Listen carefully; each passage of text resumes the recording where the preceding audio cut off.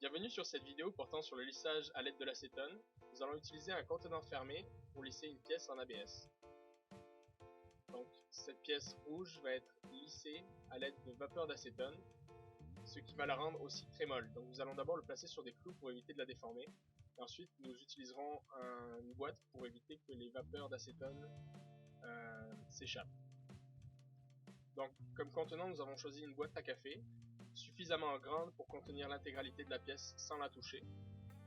Nous allons recouvrir l'intérieur de notre boîte à l'aide de papier brun et nous allons le maintenir en place à l'aide de tape de peintre pour éviter que le papier brun touche la pièce.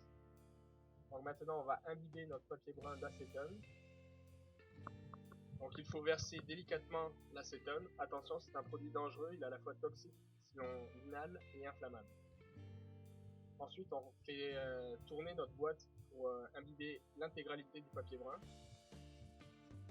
Et il faut faire très attention à ne pas trop en mettre, comme c'est le cas dans cette vidéo, pour éviter d'avoir des gouttes d'acétone qui tombent lorsque l'on retourne notre boîte.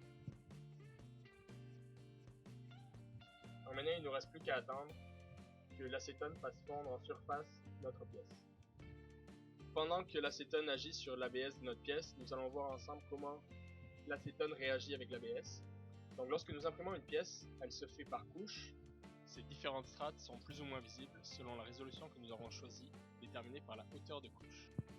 Donc maintenant, si on utilise de l'acétone, on va faire fondre en surface l'ABS, rendant la pièce à la fois plus agréable au toucher, plus esthétique, on ne voit plus les strates, et aussi plus résistante. Il y a moins de risque de délamination étant donné que les couches sont soudées les unes aux autres.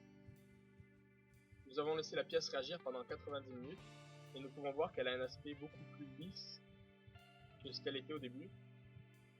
En la faisant tourner, nous voyons même que nous pouvons voir des reflets. Mais la réaction n'est toujours pas terminée, il faut le laisser reposer pour éviter de déformer la pièce.